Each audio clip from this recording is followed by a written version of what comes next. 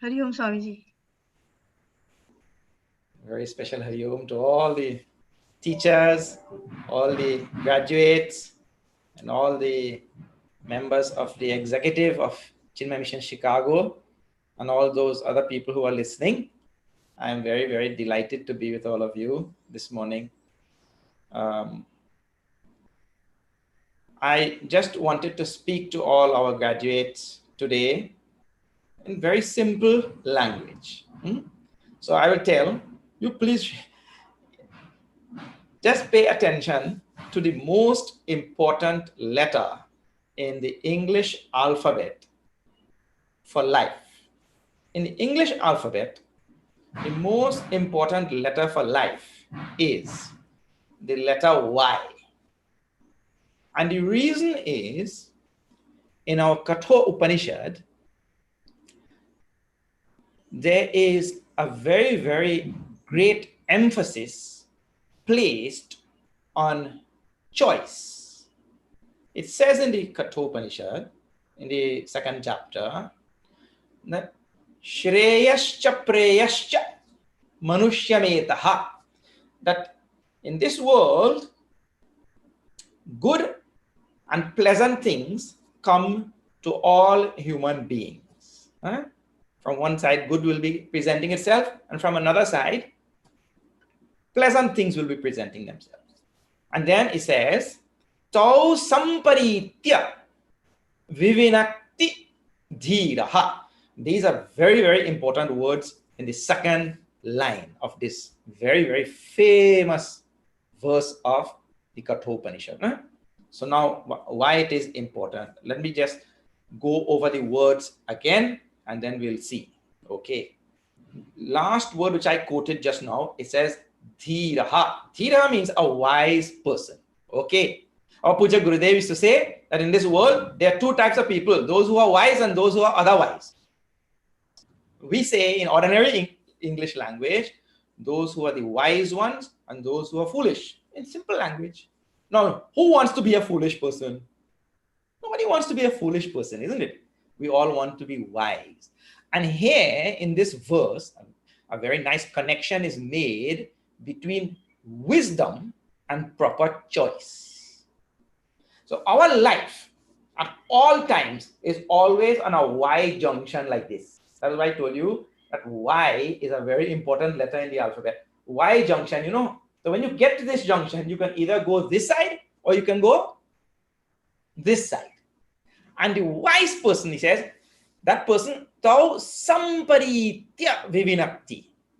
What a wonderful phrase. I tell you, now you all will be going to your colleges and your universities and different places, right?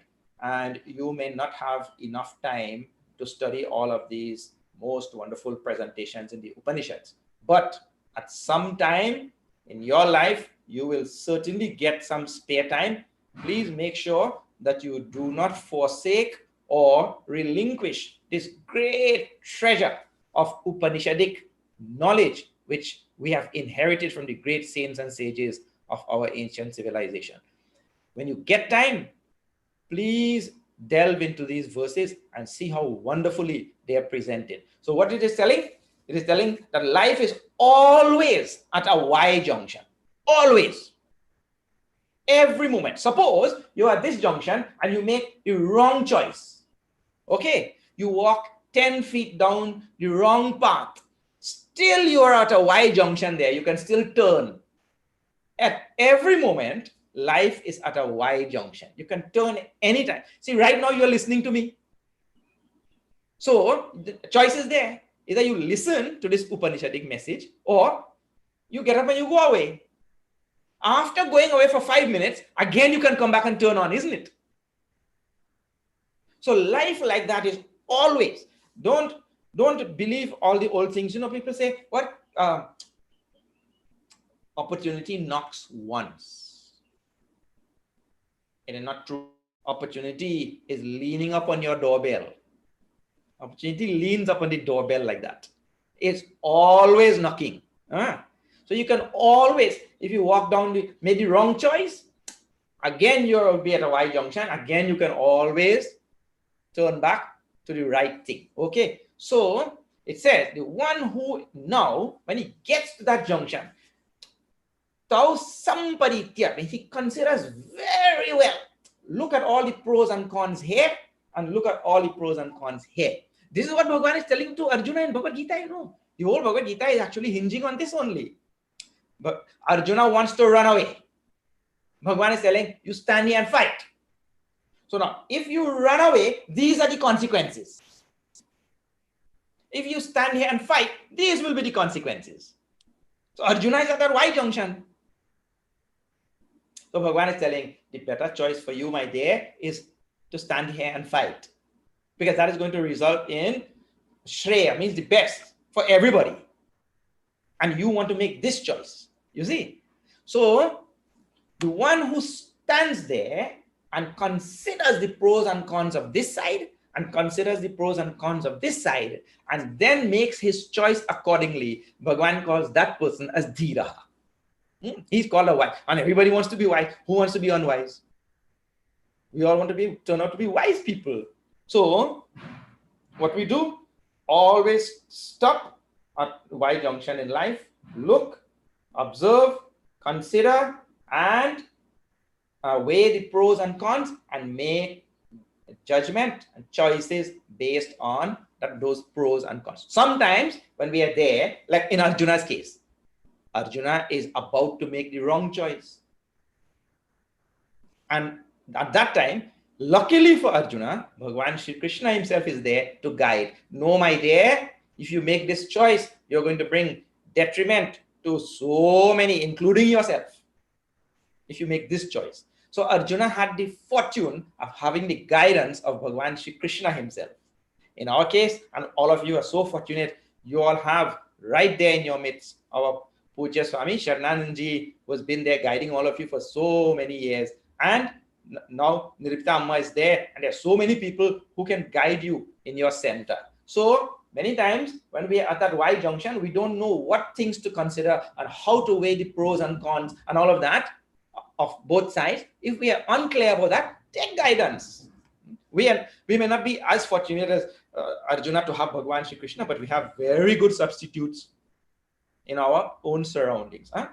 We go up the ladder and take help of our parents, and if the parents cannot help, then we go to the Acharya, this head of the mission there, and all of that, and take the guidance and weigh the pros and cons and make choices that are in line with Shastras, with scriptures, with the tradition, you know, like that. That person is considered to be wise. Person who does not do this and acts whimsically, as Arjuna was about to do, that person is called unwise. So this making of the proper choice, the proper decision, making of proper decisions is what actually marks apart a wise person from an unwise person. And what word is given there by Bhagavan Shri Krishna, by the Upanishad? The word is samparitya. Samparitya means considering very well. Considering very well all the pros and cons on this side and all the pros and cons on this side. Not just to make a off-the-cuff decision, or what we call whimsical decision, or deciding by my own whims and fancies and all that. Consider things very well. And the important message in the first line is, please remember this, life is going to present these two to all of us constantly.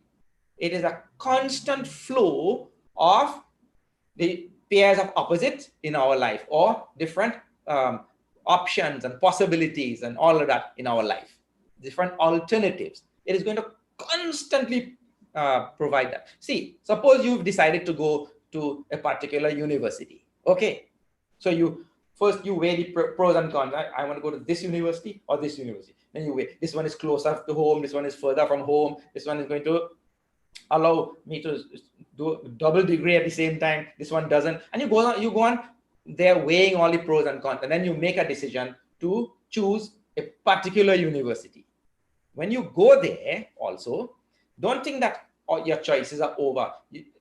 Before you, life will always go on presenting so many things, and there also you will be faced with so many choices to be made. So it is all about choices, choices, choices in life.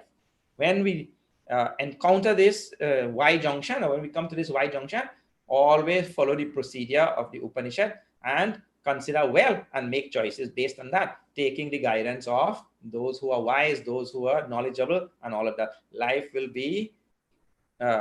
turn out very well. And just now Swamiji gave very nice advice to all of you, that when we acquire things on the outside, really that is no guarantee that we have evolved on the inside. External acquisition is no sign or guarantee of any internal evolution. Please remember this. Now, if internally I am a very calm person and I look at life very objectively and I make my decisions based on welfare and benefit for the greater good, including my own good, if I make decisions like that and I make choices that are going to bring benefit to a greater number for the greatest amount of time, those are better choices. That person has demonstrated evolution from inside. It doesn't matter how many things he has acquired outside. This is a very, very important message of Vedanta. So all our choices should be guided by this thing. What is it? This is called as the greatest benefit for the greatest number. Our Puja Gurudev used to say this all the time. Choices should always be guided by this very overarching principle. The overarching principle is to bring the greatest amount of happiness to the greatest number of people for the greatest amount of time. This is very important thing. Otherwise, what happens? People make, when they come to this Y junction, they always make choices for that's going to bring benefit only to them, to themselves. This is where the whole species has gone wrong. Everybody is making decision only to bring benefit to themselves, and this is why the planet has come to a state, or we human beings have brought our planet to a state where now we are threatening our own existence, because all decisions were made like this. When we found ourselves at Y junction, all decisions were made based on my welfare and my benefit and what I'm going to get out of it and what is good for me only. We have to start thinking what is good for the whole of the universe, what is good for the whole of the world.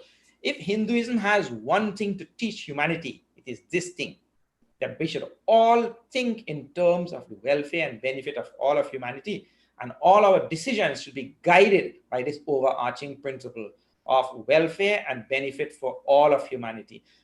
Right now, see Shankarji, Nirmitaji, Swamiji, all of them, they have been here in your center. I have been meeting all of them for so many years. You tell. Nirmita Amma has been teaching for 40 years. Shankarji has been running a mission in Chicago for so many years, right, from its inception. Have any one of them ever gotten 1 cent for what they have been doing?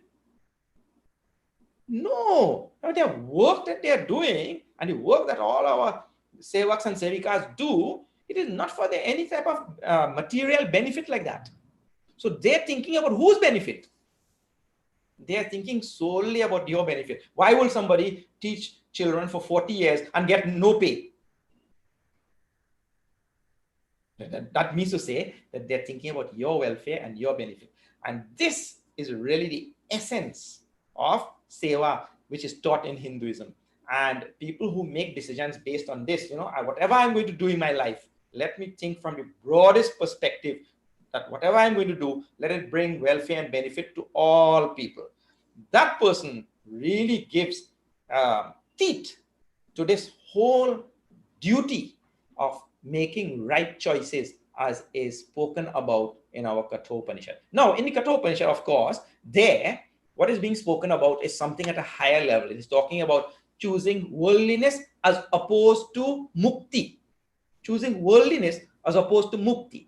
That is the topic there. But that principle of choosing is applicable in all aspects of life, every point in our life. Making the right choice based on proper thinking and guidance from our wise ones. Okay, so always follow this procedure. Look, consider both sides, take guidance from scriptures, Swamiji, take guidance from the teachers, acharyas, and make choices that is going to bring benefit to whole of humanity. This is in essence what Bhagavan is telling to Arjuna also in the Bhagavad Gita. So if you follow this in your life, you're following Bhagavad Gita. It's so easy. You don't have to be a Sanskrit scholar to follow Gita, you know. Okay. All right. With these few words, I want to wish all the graduates of the Bala Vihar program 12th grade in Chicago great success in your life, and may you bring great benefit to all of humanity through your noble work. In our birthday song, our Puja Guruji has written a very nice line there. You know, he says, "Punya karma, by our punya karma, whatever all good work we have done, may punya karmana kirti marjana, means may you become famous and well known for all the great things that you have done for humanity. And if you make choices with that in mind, that I'm going to bring benefit to the world, then certainly you will become famous and well known in this world." Okay. Hari Om. That's it. Thank you very much.